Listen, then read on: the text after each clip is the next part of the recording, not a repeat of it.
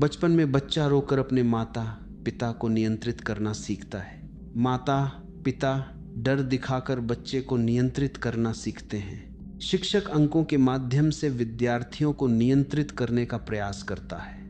मालिक नौकरी के भय से कर्मचारी को नियंत्रित करता है। राजनीति जनता को नियंत्रित करना चाहती है। धर्म आस्था के माध्यम से मन को नियंत्रित करना चाहता है। रिश्तों में प्रेम भी कई बार नियंत्रण का दूसरा नाम बन जाता है। ध्यान से देखो, हर जगह एक अदृश्य संघर्ष चल रहा है। कोई किसी को धक्का नहीं दे रहा, कोई तलवार नहीं चला रहा, फिर भी हर व्यक्ति किसी न किसी की दिशा बदलने में लगा हुआ है। क्या यह संयोग है या मनुष्य की चेतना में कोई गहरी प्यास छिपी हुई है? लेकिन अब एक और प्रश्न उठता है, यदि हर कोई दूसरों को नियंत्रित करना चाहता है तो फिर नियंत्रित कौन हो रहा है? दो लोग एक दूसरे को अपनी ओर खींच रहे हों तो जीत किसकी होगी? जो अधिक जोर लगाएगा या जो खींचना ही छोड़ देगा? यहीं पर जीवन का पहला रहस्य छिपा है। जिसे तुम शक्ति समझते हो वह अक्सर भय का दूसरा रूप होती है। जिसे तुम अधिकार कहते हो उसके पीछे असुरक्षा छिपी होती है। और जिसे तुम नियंत्रण कहते हो उसके भीतर खो देने का डर बैठा होता है। सोचो, यदि तुम्हें पूरा विश्वास हो कि कोई व्यक्ति तुम्हें कभी छोड़कर नहीं जाएगा तो क्या तुम उसे नियंत्रित करने की कोशिश करोगे? यदि तुम्हें अपने मूल्य पर पूरा भरोसा हो तो क्या तुम्हें किसी से अपनी बात मनवाने की आवश्यकता होगी? यदि तुम्हारे भीतर कोई भय ही न बचे तो क्या नियंत्रण की इच्छा भी बच पाएगी? यही कारण है कि जितना अधिक मनुष्य भीतर से कमजोर होता है उतना ही अधिक वह बाहर की दुनिया को नियंत्रित करना चाहता है। वह चाहता है कि लोग उसकी बात माने, उसकी प्रशंसा करें, उसकी इच्छा के अनुसार चले। क्यों? क्योंकि उसे स्वयं पर भरोसा नहीं है। और जिस दिन मनुष्य को स्वयं पर भरोसा हो जाता है उस दिन उसका दूसरों पर अधिकार जमाने का उत्साह कम होने लगता है। लेकिन समाज ने तुम्हें कभी यह नहीं बताया। समाज ने हमेशा तुम्हें सिखाया लोगों को कैसे मनाओ, कैसे जीतो, कैसे अपने पक्ष में करो, कैसे अपनी बात मनवाओ। किसी ने यह नहीं पूछा तुम्हें आखिर इतनी आवश्यकता क्यों है कि कोई तुम्हारी बात माने। क्या कभी तुमने इस प्रश्न को भीतर उतर कर देखा? यदि पूरी दुनिया तुम्हारी हर बात मानने लगे तो क्या तुम्हारा भय समाप्त हो जाएगा या मन एक नया भय पैदा कर देगा? यही मन की प्रकृति है। उसे नियंत्रण चाहिए क्योंकि उसे अज्ञात से डर लगता है। उसे स्वतंत्र मनुष्य पसंद नहीं आता। स्वतंत्र व्यक्ति को आदेश नहीं दिया जा सकता, उसे खरीदा नहीं जा सकता, उसे डराया नहीं जा सकता। और यही बात मन को बेचैन करती है। अब जरा उल्टा सोचो, क्या कभी तुमने किसी ऐसे व्यक्ति को देखा है जो किसी पर अधिकार जमाने की कोशिश नहीं करता, फिर भी लोग उसकी ओर खींचे चले आते हैं? वह चिल्लाता नहीं, धमकाता नहीं, मनुहार भी नहीं करता, फिर भी उसकी उपस्थिति में लोग शांत हो जाते हैं। ऐसा क्यों होता है? क्या उसके पास कोई गुप्त तकनीक है या वह किसी ऐसी शक्ति को जान चुका है जिसे दुनिया आज तक शक्ति समझ ही नहीं पाई? यहीं से अगला द्वार खुलता है। क्योंकि असली प्रश्न यह नहीं है कि लोग तुम्हारी बात क्यों नहीं मानते। असली प्रश्न यह है, लोग आखिर किसी की बात मानते ही क्यों हैं? लोग आखिर किसी की बात मानते ही क्यों हैं? इस प्रश्न का उत्तर बाहर नहीं मिलेगा, क्योंकि मनुष्य कानों से कम अपने भीतर की अनुभूति से अधिक निर्णय लेता है। तुम सोचते हो कि लोग शब्दों से प्रभावित होते हैं, लेकिन यदि केवल शब्द ही पर्याप्त होते तो संसार का हर वक्ता महान नेता बन चुका होता। हर उपदेश देने वाला व्यक्ति लोगों के जीवन बदल चुका होता। हर सलाह रिश्तों को बचा चुकी होती। ऐसा क्यों नहीं होता? क्योंकि मनुष्य शब्द नहीं सुनता, वह शब्दों के पीछे छिपे व्यक्ति को पढ़ता है। एक ही वाक्य दो लोग बोलते हैं, पहले की बात सुनकर मन बंद हो जाता है, दूसरे की वही बात सुनकर भीतर कुछ बदलने लगता है। शब्द एक जैसे थे, फिर अंतर कहाँ था? अंतर उस व्यक्ति की अवस्था में था। मनुष्य का मन अद्भुत है। जैसे ही उसे लगता है कि सामने वाला उसे अपनी दिशा में धकेलना चाहता है, उसके भीतर एक मौन विद्रोह जन्म ले लेता है। भले ही वह बाहर से मुस्कुरा दे, भीतर वह दूरी बना लेता है। इसीलिए बहुत से लोग शिकायत करते हैं, मैंने तो उसकी भलाई के लिए कहा था, फिर भी उसने मेरी बात नहीं मानी। लेकिन क्या सचमुच तुम उसकी भलाई चाहते थे, या तुम चाहते थे कि वह तुम्हारे अनुसार सही साबित हो? दोनों बातें सुनने में समान लगती हैं, पर दोनों के बीच आकाश जितना अंतर है। जहां अपेक्षा होती है वहां अदृश्य दबाव पैदा हो जाता है, और दबाव मनुष्य को बदलता नहीं, उसे बचाव करना सिखा देता है। यही कारण है कि जितना अधिक तुम किसी को बदलने की कोशिश करते हो, उतना ही वह अपने पुराने स्वरूप से चिपकने लगता है। तुमने कभी दो हथेलियों में रेत पकड़कर देखी है? ढीली हथेली पर रेत टिक जाती है, मुट्ठी कसते ही वही रेत उंगलियों के बीच से फिसलने लगती है। मनुष्य का स्वभाव भी ऐसा ही है। स्वतंत्रता उसकी सबसे गहरी आवश्यकता है। इसलिए जब उसे महसूस होता है कि कोई उसकी स्वतंत्रता छीन रहा है, वह सत्य का विरोध नहीं करता, वह नियंत्रण का विरोध करता है। यही लोग सबसे बड़ी भूल कर बैठते हैं। वे समझते हैं कि सामने वाला जिद्दी है, जबकि वास्तविकता यह होती है कि उसका मन केवल अपनी स्वतंत्रता की रक्षा कर रहा होता है। ध्यान से देखना, जिस व्यक्ति को हर समय अपनी बात मनवानी पड़ती है, वह वास्तव में प्रभावशाली नहीं है।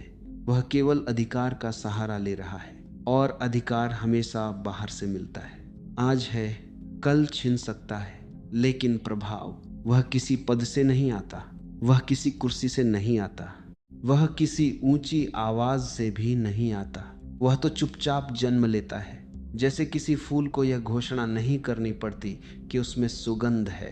जैसे सूर्य हर सुबह किसी से अनुमति नहीं मांगता कि उसे उगना चाहिए या नहीं, उसका होना ही पर्याप्त है। वैसे ही कुछ लोग ऐसे होते हैं जिनकी उपस्थिति ही संवाद बन जाती है। वे लोगों का पीछा नहीं करते, फिर भी लोग उनके पास लौटते हैं। वे स्वयं को साबित करने में ऊर्जा नष्ट नहीं करते, फिर भी उन पर विश्वास किया जाता है। क्यों? क्योंकि उन्होंने एक ऐसी चीज पाली है जिसे दुनिया अक्सर नजरअंदाज कर देती है। उन्होंने स्वयं के भीतर संघर्ष कम कर दिया है। जो व्यक्ति अपने भीतर टूट रहा हो, वह बाहर किसी को जोड़ नहीं सकता। जो स्वयं अपने निर्णयों पर डगमगाता हो, उसकी बातों में स्थिरता कैसे दिखाई देगी? लोग तुम्हारी भाषा से पहले तुम्हारी आंतरिक स्थिति महसूस कर लेते हैं। उन्हें इसका ज्ञान हो या ना हो, लेकिन उनका मन इसे पहचान लेता है। यही कारण है कि कई बार लंबा भाषण भी असर नहीं छोड़ता, और कभी किसी का एक शांत वाक्य जीवन बदल देता है। अब प्रश्न और भी गहरा हो गया है। यदि प्रभाव शब्दों से नहीं, यदि अधिकार पद से नहीं, यदि नियंत्रण दबाव से नहीं, तो फिर वह अदृश्य तत्व क्या है, जिसके कारण कुछ लोग बिना मांगे सम्मान पाते हैं और कुछ लोग जीवन भर सम्मान मांगते ही रह जाते हैं? तो फिर वह अदृश्य तत्व क्या है, जिसके कारण कुछ लोग बिना मांगे सम्मान पाते हैं और कुछ लोग जीवन भर सम्मान मांगते ही रह जाते हैं? उस अदृश्य तत्व का नाम है उपस्थिति। यह वह चीज है जिसे आंखें पूरी तरह देख नहीं सकती, लेकिन मन तुरंत पहचान लेता है। तुम किसी कमरे में प्रवेश करते हो, 10 लोग वहां पहले से बैठे हैं, कोई तुम्हारी ओर देखता भी नहीं। फिर एक दूसरा व्यक्ति भीतर आता है और बिना कुछ कहे वातावरण बदल जाता है। लोग सीधे बैठने लगते हैं, बातचीत धीमी हो जाती है, कुछ चेहरे सहज मुस्कुरा उठते हैं, कुछ लोग अनायास उसकी ओर देखने लगते हैं। उसने किया क्या? कुछ भी नहीं। यही तो रहस्य है। जिस प्रभाव को लोग बोलने की कला समझते हैं, वह अक्सर होने की कला होती है। मनुष्य केवल शब्दों का आदान प्रदान नहीं करता, वह अपनी चेतना भी साथ लेकर चलता है। यदि भीतर बेचैनी है तो वह बिना बोले भी फैलती है। यदि भीतर लालच है तो सामने वाला उसे किसी न किसी स्तर पर महसूस कर लेता है। यदि भीतर शांति है तो वह भी छिपती नहीं। इसीलिए कुछ लोगों के पास बैठकर मन भारी हो जाता है, और कुछ लोगों के साथ कुछ मिनट बिताकर ऐसा लगता है जैसे भीतर कोई बोझ उतर गया हो। उन्होंने तुम्हें कोई सलाह नहीं दी, फिर भी कुछ बदल गया।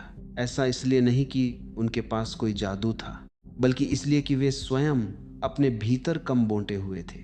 जो व्यक्ति हर क्षण स्वयं से लड़ रहा है, वह अनजाने में वही संघर्ष संसार में बांटता है, और जो अपने भीतर एक हो गया है, वह बिना प्रयास एक अलग वातावरण रच देता है। ध्यान देना, लोग अक्सर आत्मविश्वास और अहंकार को एक ही समझ लेते हैं, लेकिन दोनों विपरीत दिशाओं में चलते हैं। अहंकार लगातार स्वयं को सिद्ध करना चाहता है। आत्मविश्वास को किसी प्रमाण की आवश्यकता नहीं होती। अहंकार कहता है, मुझे देखो। आत्मविश्वास कहता भी नहीं, फिर भी लोग उसकी ओर देखने लगते हैं। यही कारण है कि वास्तविक प्रभाव कभी शोर नहीं करता। वह धीरे धीरे मन के भीतर उतरता है, जैसे सुबह की पहली रोशनी। वह किसी से संघर्ष नहीं करती, फिर भी अंधेरा स्वयं हट जाता है। जिस व्यक्ति ने अपने भीतर स्पष्टता पैदा कर ली, उसके निर्णयों में हिचक कम हो जाती है। उसकी आंखों में भटकाव नहीं दिखाई देता, उसकी चाल में जल्दबाजी नहीं होती, उसकी आवाज में आग्रह नहीं होता। और यही सहजता दूसरों को सुरक्षा का अनुभव कराती है। मनुष्य उसी के निकट जाना चाहता है जिसके पास उसे आंतरिक स्थिरता दिखाई देती है, क्योंकि हर मन अशांत है। हर व्यक्ति अपने भीतर किसी न किसी उलझन से गुजर रहा है। जब उसे कोई ऐसा दिखाई देता है जो अपनी ही उलझनों का दास नहीं है, तो वह अनजाने में उसकी ओर आकर्षित होने लगता है। यहीं से नेतृत्व जन्म लेता है। नेतृत्व भीड़ को धक्का देकर आगे नहीं बढ़ाता, वह ऐसा वातावरण बनाता है जहां लोग स्वयं कदम बढ़ाना चाहते हैं। इसलिए जो व्यक्ति हर समय लोगों को मनाने में लगा रहता है, वह अभी भी अपने प्रभाव पर भरोसा नहीं करता। और जिसे अपने होने की गुणवत्ता पर विश्वास है, उसे हर क्षण समझाने की आवश्यकता नहीं पड़ती। लेकिन यहाँ एक अत्यंत सूक्ष्म खतरा भी छिपा है। जिस दिन तुम्हें यह अनुभव होने लगे कि तुम्हारी उपस्थिति लोगों को प्रभावित कर रही है, उसी दिन भीतर एक नया प्रलोभन जन्म ले सकता है। मन धीरे से फुसफुसाएगा, अब इस शक्ति का उपयोग अपने लाभ के लिए करो। यही अधिकांश लोग भटक जाते हैं। वे प्रभाव को सेवा नहीं, साधन बना लेते हैं। वे सम्मान को जिम्मेदारी नहीं, संपत्ति समझने लगते हैं, और उसी क्षण उनकी आंतरिक यात्रा रुक जाती है। अब प्रश्न पहले से भी अधिक गहरा हो चुका है। यदि किसी के भीतर ऐसी शक्ति जाग जाए जो बिना दबाव लोगों को आकर्षित कर सके, तो वह इस शक्ति का उपयोग किस दिशा में करे और कैसे सुनिश्चित करे कि यह वरदान धीरे धीरे अभिशाप में न बदल जाए। यदि किसी के भीतर ऐसी शक्ति जाग जाए जो बिना दबाव लोगों को आकर्षित कर सके, तो वह इस शक्ति का उपयोग किस दिशा में करे और कैसे सुनिश्चित करे कि यह वरदान धीरे धीरे अभिशाप में न बदल जाए। यहीं से मनुष्य की सबसे कठिन परीक्षा आरंभ होती है। शक्ति प्राप्त करना कठिन नहीं है, शक्ति के बाद भी निर्मल बने रहना कठिन है। जब लोग तुम्हारी बात सुनने लगते हैं, तब तुम्हारे सामने दो रास्ते खुलते हैं। पहला, उनके विश्वास का सम्मान करना। दूसरा, उसी विश्वास को अपनी सुविधा का साधन बना लेना। यही अधिकांश यात्राएं भटक जाती हैं, क्योंकि मन बहुत चालाक है। जब उसे सम्मान मिलता है, वह उसे अपना अधिकार समझ बैठता है। जब लोग सिर झुकाते हैं, वह स्वयं को ऊंचा मानने लगता है। जब लोग सहमत होते हैं, वह स्वयं को सत्य समझने लगता है। और यही वह क्षण है जहां प्रभाव धीरे धीरे नियंत्रण में बदलने लगता है। ध्यान रखना, जो व्यक्ति स्वयं को अनिवार्य समझने लगे, वह दूसरों की स्वतंत्रता से डरने लगता है। उसे भय होता है, यदि लोग स्वयं सोचने लगे तो मेरा महत्व कम हो जाएगा। यहीं से अदृश्य बंधन शुरू होते हैं, कभी प्रेम के नाम पर, कभी सुरक्षा के नाम पर, कभी मार्गदर्शन के नाम पर, और कभी त्याग के नाम पर। बाहरी शब्द बदलते रहते हैं, लेकिन भीतर छिपी इच्छा वही रहती है। लोग मेरे बिना अधूरे रहे, यह इच्छा सुनने में छोटी लगती है, पर यहीं से हर प्रकार की निर्भरता जन्म लेती है। सच्चा मार्गदर्शक कभी अनुयायियों की भीड़ नहीं बनाता, वह ऐसे मनुष्य तैयार करता है जो एक दिन उसकी आवश्यकता से भी मुक्त हो जाएं, क्योंकि उसका उद्देश्य स्वयं को बड़ा बनाना नहीं, दूसरे को जागृत करना होता है। सोचो, यदि कोई तुम्हें हमेशा अपने सहारे पर रखे, तो क्या वह तुम्हारा हित चाहता है या वह अपनी उपयोगिता बचाना चाहता है? जो व्यक्ति सचमुच तुम्हारा शुभ चिंतक होगा, वह तुम्हें अपने पैरों पर खड़ा देखना चाहेगा। यही कारण है कि वास्तविक प्रभाव आश्रित नहीं बनाता, स्वतंत्र बनाता है। लेकिन मन को स्वतंत्र लोग पसंद नहीं आते। स्वतंत्र व्यक्ति प्रश्न पूछता है, वह आंख मूंद कर स्वीकार नहीं करता। वह सम्मान करता है पर अपनी चेतना को गिरवी नहीं रखता। और यही परिपक्वता का पहला संकेत है। जिस दिन तुम्हें ऐसे लोग मिलने लगे जो तुमसे सहमत होने के लिए नहीं बल्कि सत्य खोजने के लिए तुम्हारे पास आए, समझ लेना कि तुम्हारा प्रभाव सही दिशा में जा रहा है। क्योंकि जहाँ केवल सहमति होती है वहाँ विकास रुक जाता है, और जहाँ जागरूकता होती है वहाँ असहमति भी सम्मान के साथ जन्म लेती है। याद रखो, किसी का मन जीत लेना बड़ी बात नहीं है, उसके भीतर सोचने का साहस जगा देना यह दुर्लभ है। इसीलिए महान व्यक्तित्व कभी अपने चारों ओर दीवारें नहीं बनाते। वे दरवाजे खोलते हैं, वे आदेश नहीं छोड़ते, वे प्रश्न छोड़ते हैं, वे उत्तर नहीं थोपते, वे खोज की आग जला देते हैं। यही कारण है कि उनका प्रभाव समय के साथ समाप्त नहीं होता, क्योंकि उन्होंने लोगों को अपने पीछे चलना नहीं सिखाया, उन्होंने उन्हें स्वयं चलना सिखाया। अब पूरी यात्रा एक ऐसे मोड़ पर आ पहुंची है जहां अंतिम भ्रम भी टूटने वाला है, क्योंकि शायद सबसे बड़ी शक्ति दूसरों को अपने अनुसार ढालने में नहीं छिपी। शायद सबसे बड़ी शक्ति तो वहां जन्म लेती है जहां तुम्हें किसी को बदलने की आवश्यकता ही नहीं रह जाती। लेकिन ऐसा कैसे संभव है? कैसे कोई व्यक्ति बिना किसी आग्रह, बिना किसी भय, बिना किसी अधिकार, फिर भी लोगों के हृदय में गहरा स्थान बना लेता है? यही अंतिम द्वार है, और उसके पार जो सत्य है वह नियंत्रण शब्द का अर्थ ही बदल देता है। कैसे कोई व्यक्ति बिना किसी आग्रह, बिना किसी भय, बिना किसी अधिकार, फिर भी लोगों के हृदय में गहरा स्थान बना लेता है? यही अंतिम द्वार है, और उसके पार जो सत्य है वह नियंत्रण शब्द का अर्थ ही बदल देता है। सुनो, मनुष्य का सबसे बड़ा भ्रम यह नहीं है कि वह दूसरों को नियंत्रित कर सकता है। सबसे बड़ा भ्रम यह है कि वह स्वयं को जानता है। जिस दिन यह भ्रम टूटता है उसी दिन एक नई दृष्टि जन्म लेती है।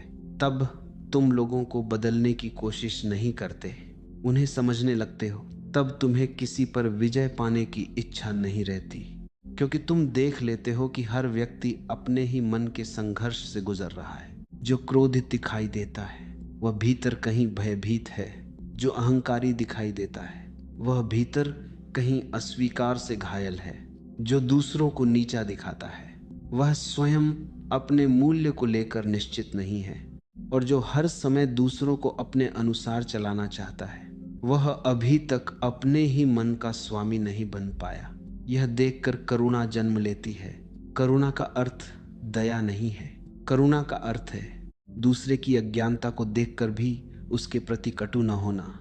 यहीं से संबंध बदलने लगते हैं। अब तुम प्रतिक्रिया नहीं देते, तुम समझकर उत्तर देते हो। अब तुम किसी को हराने नहीं निकलते, तुम स्वयं को खोने से बचाते हो। अब तुम्हारी शांति परिस्थितियों की कैदी नहीं रहती। लोग बदलें या न बदलें, तुम्हारा संतुलन बना रहता है। यही आंतरिक स्वतंत्रता है। और आश्चर्य की बात देखो, जिस क्षण तुम लोगों से अपनी अपेक्षाएं कम कर देते हो उसी क्षण लोग तुम्हारे निकट आने लगते हैं। क्यों? क्योंकि अब उन्हें तुम्हारे सामने कोई अभिनय नहीं करना पड़ता। उन्हें यह भय नहीं रहता कि तुम उन्हें अपने सांचे में ढाल दोगे। वे पहली बार स्वयं होने का साहस करते हैं। यही विश्वास का जन्म है। विश्वास मांगा नहीं जाता, विश्वास अर्जित भी नहीं किया जाता। विश्वास स्वतः प्रकट होता है। जब सामने वाले को यह अनुभव हो जाए कि उसकी स्वतंत्रता सुरक्षित है